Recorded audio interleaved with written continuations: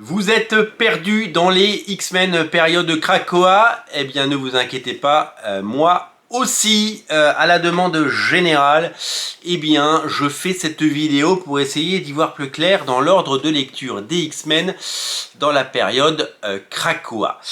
C'est pas facile de s'y retrouver puisque j'ai voulu pour faire cette émission faire des recherches sur les sites internet et j'ai fait des recherches Google pour voir si des sites ou des passionnés avaient fait un ordre de lecture. Alors, Panini a fait un ordre de lecture, certaines boutiques en ligne proposent des ordres de lecture, mais ils sont incomplets et c'est très difficile de raccrocher les wagons. Donc si l'information n'existe pas sur internet et si on n'a pas pris des notes ou si on n'a pas tout en tête, eh ben c'est pas facile de raccrocher tous les morceaux pour faire un puzzle qui serait assez cohérent. Du coup, on se retrouve avec eh bien, une difficulté et un nouveau frein à la lecture et un nouveau frein pour découvrir les X-Men. J'ai passé du temps pour essayer de vous aider à y voir plus clair. On avait déjà fait une vidéo à l'époque où il y avait moins de parutions.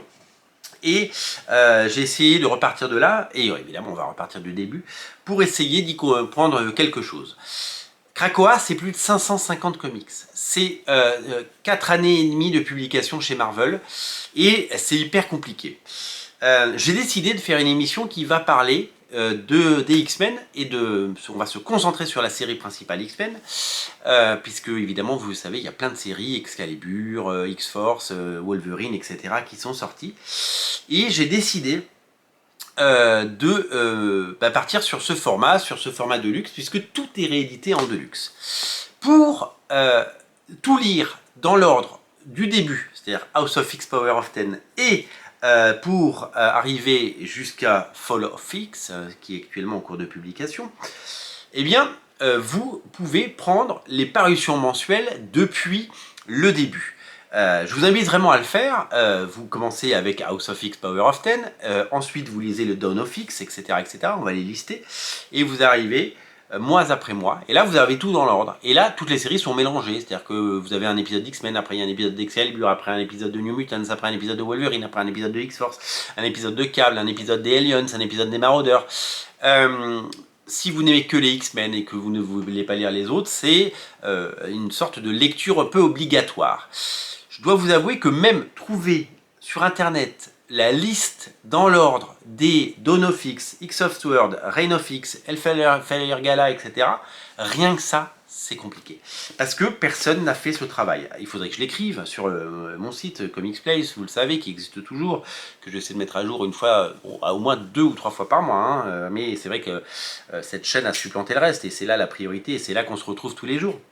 Mais c'est hyper compliqué. Alors du coup, si on partait sur le kiosque, sur les soft covers, il faudrait lire House of X, Power of Ten, puis Dawn of X, il y en a eu 16 numéros, puis le crossover X of Sword, il y a eu 4 numéros, puis Reign of X, il y en a eu 11, puis le Hellfire Gala, il y en a eu 2, puis Reign of X qui a repris du 12 au 21, puis il y a eu Destiny of X, alors j'en ai trouvé 28, je suis pas sûr que ce soit ça, et Fall of X qui vient de commencer, et qui se terminera en janvier si je ne me trompe pas. Donc vous pouvez prendre cette liste et vous lisez ça dans l'ordre. Après il faut les trouver bien sûr. Ils sont, je ne sais pas s'ils sont tous disponibles, j'ai pas fait le... Voilà. Mais ça fait des dizaines et des dizaines d'albums de softcover ou hardcover d'ailleurs parce qu'il y a la version qui existe en collector. Nous on va se concentrer sur les Deluxe. On va se concentrer non seulement sur le format Deluxe, donc ce format-là, grand format, mais on va se concentrer sur les Deluxe de la série principale. J'ai totalement écarté X-Force, les Nouveaux Mutants, les Marauders, les Aliens, Wolverine, Cable et toutes ces séries pour partir sur l'arc principal, la série principale, le vaisseau amiral, celle écrite par Jonathan Hickman, puis par Jerry Duggan, mais j'ai quand même, vous allez le voir, inséré quelques choses qui sont essentielles à la lecture et à la compréhension. Alors vous allez me dire, mais oui, mais si on lit comme ça, comme tu nous le dis sur les Deluxe, on va pas tout comprendre, parce qu'on n'aura pas par exemple, les épisodes d'Excalibur qui ont un impact, ou les épisodes des New Mutants. C'est un choix. C'est une première proposition que je vous fais. vous êtes libre ou non de la découvrir. Alors, évidemment, pour commencer, il y a 13 albums qui vont être présentés. On ne va pas résumer les 13 albums, je vais juste vous les citer dans l'ordre. On commence évidemment avec le récit fondateur qui s'appelle House of X Power of Ten, qui est l'alpha de toute cette saga, la grande révolution proposée par Jonathan Hickman avec son nouveau statu quo et des dessinateurs fabuleux comme Pepe Larraz et Hervé Silva. 12 numéros d'exception et quelque chose qui était fabuleux et qui n'a jamais été aussi bien que ça. C'est-à-dire que tout ce qu'on a pu lire après, il y a eu plein d'idées, il y a eu plein de choses, il s'est passé beaucoup d'éléments, mais rien n'a été aussi bon que ça. Et j'aurais voulu que tout soit du même niveau, puisque comme beaucoup de choses, même s'il y a eu des énormes climax dingues, des cliffhangers de folie qui sont arrivés, je trouve qu'on est parti tellement haut que la suite ne pouvait être que un petit peu décevante. Alors, va falloir suivre. Donc le numéro 1, c'est House of X Power of Ten. Dans l'ordre. Le numéro 2, eh bien, c'est le X-Men tome 1. Une fois que Jonathan Hickman a fait la série House of X Power of Ten, c'est lui qui a lancé la série X-Men. Avec Lénine Franciszek, mais aussi Mahmoud Asrar, Matteo Buffani, ou Hervé Silva, qui est revenu faire un numéro. Il a fait, donc les 12 premiers numéros de Jonathan Hickman sont là-dedans. C'est un tome 1, le tome 1 de X-Men avec ce logo par Jonathan Hickman. Et là on aurait pu se dire, mais derrière il y a le tome 2 à lire. Mais non, parce que Marvel a décidé de compliquer les choses. Panini ne fait que suivre. C'est exactement les mêmes Deluxe qu'aux États-Unis. Je peux vous le dire. C'est exactement les mêmes Deluxe. Panini édite les choses telles qu'elles sont éditées aux États-Unis. Parce que Robert Kirkman... Jonathan Hickman, c'est un architecte et c'est quelqu'un qui construit les choses non pas de façon linéaire, mais de façon pyramidale avec des récits qui prennent des sentiers un petit peu déviés pour revenir évidemment sur la trame principale. Donc après le tome 1 de X-Men, eh ben, vous n'allez pas lire le tome 2, vous allez lire le Giant Size X-Men qui se focalise sur différents personnages avec 5 one-shots, avec notamment Tornade, Jean Grey, Emma Frost, avec Jonathan Hickman toujours au scénario et des dessinateurs fabuleux comme Russell Dotterman, Alan Davis, Pere Perez ou Rod Reis. Pardon, j'allais dire Ivan Reis, c'est Rod Reis. Donc ça, petit Deluxe, mais Deluxe quand même, c'est le numéro 3 dans la liste. Le numéro 4 dans la liste, on pourrait se dire, bah, il arrive là le tome 2 des X-Men. Eh ben non. Parce que en place 3 et 4, on a le crossover X of Sword. On a le crossover X of Sword qui nous propose de découvrir, hop, ça se prend comme ça, ouais, ça se prend comme ça, hop, comme ça, là, voilà. Donc il y a deux tomes en Deluxe qui reprennent, donc on s'était quitté à l'épisode numéro 12 dans le tome 1, il y a les épisodes 13 et 14. Marvel ne peut pas s'empêcher de faire des crossovers, et donc là, ça rencontre toutes les séries, c'est le grand événement, le grand événement qui évidemment est arrivé après un an de parution parce que il fallait évidemment relancer les ventes et proposer un gros event où Jonathan Hickman était l'architecte, mais en fait il n'y a que 2 épisodes de la série principale X-Men. Mais cet événement est très important. Alors là vous allez me dire, mais il faut avoir lu Excalibur, il faut avoir lu Les Nouveaux Mutants, il faut avoir lu X-Force. Oui, il faut les avoir lus, mais si vous ne lisez que les X-Men, eh bien voici l'ordre de lecture que je vous propose. Le 6e bouquin, eh ben, du coup c'est le tome 2. Le tome 2 qui arrive en 6e place. Hein. Donc ça s'appelle Le Commencement et il reprend les épisodes 16 à 21 de la série de Jonathan Hickman. En sachant que Jonathan Hickman quitte la série principale de X-Men à ce moment-là. Et donc ne sera plus le scénariste et l'architecte, même s'il est l'architecte de base et c'est lui qui a créé Krakoa. Enfin, voilà, vous allez pouvoir découvrir les épisodes 16 à 21 de sa saga avec des dessinateurs comme Mahmoud Asrar, Lucas Werner qui va vraiment s'imposer comme un dessinateur, Phil Noto et bien d'autres encore.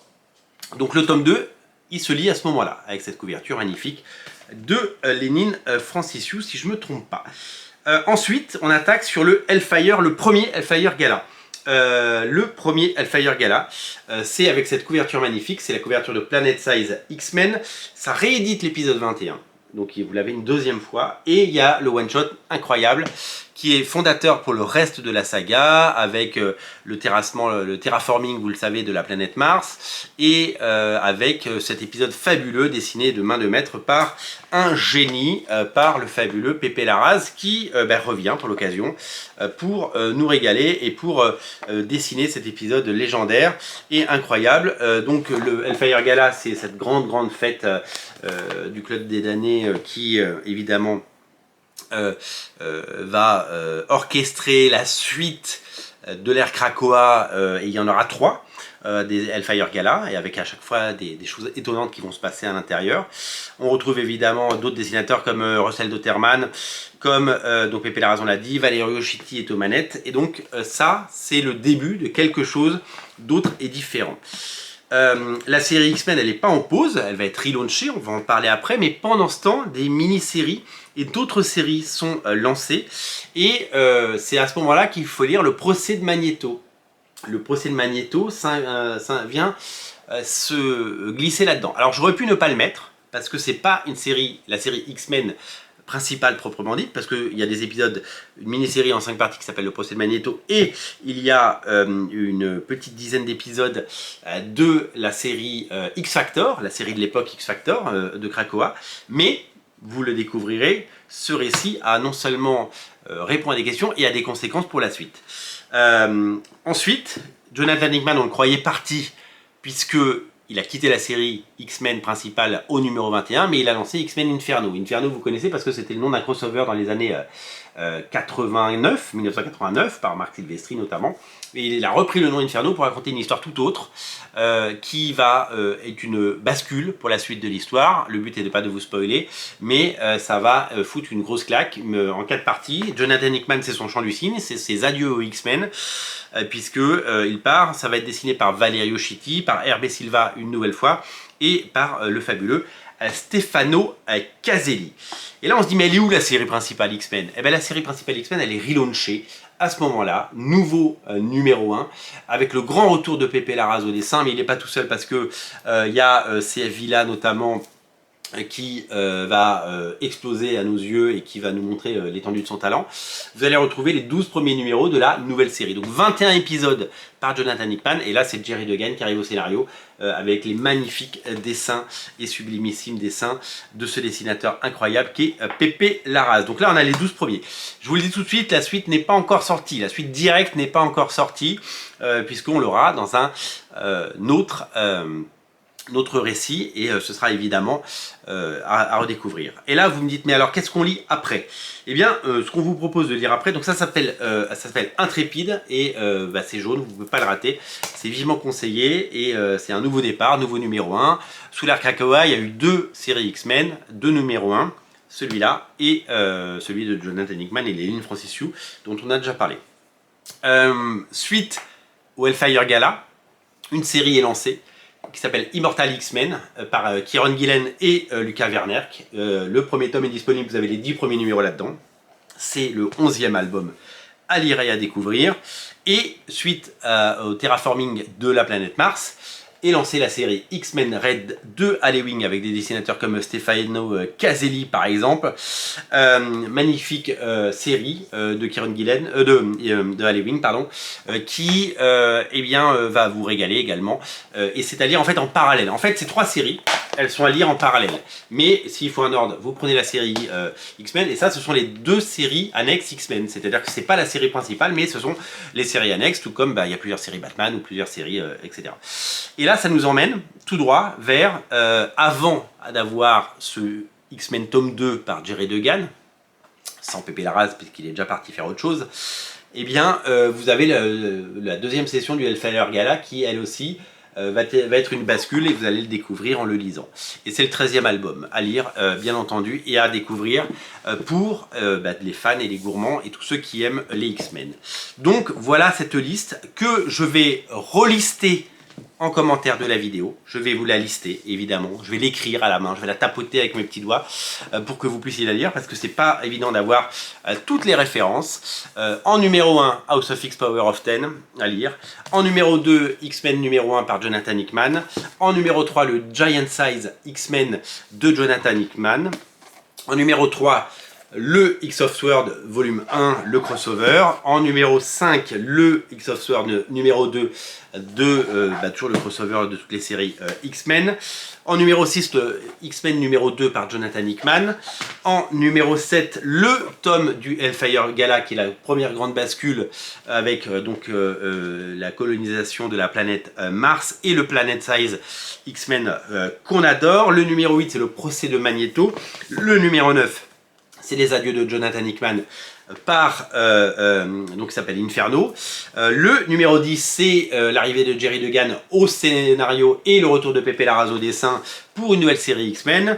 Le numéro 11, c'est Immortal X-Men tome 1. Le numéro 12, c'est X-Men Red tome 1, il y aura des tomes 2 de ces séries, et donc on refera une vidéo dans quelques semaines et dans quelques mois pour vous en parler. Et enfin, le Hellfire Gala en numéro 13 pour compléter tout ça. Voilà, cette liste que j'ai bossé avec vous, je vais la tapoter dans les commentaires de la vidéo. Et bien sûr, je vous invite à découvrir tous ces récits et à y voir plus clair.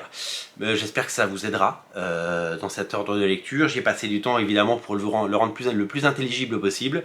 Et on se reparle très très bientôt, je l'espère et je le souhaite, pour continuer à parler des X-Men et de cette révolution qu'a été l'ère Krakoa. Si vous aimez Radio Comics, dites-le en vous abonnant à la chaîne tout simplement. Salut!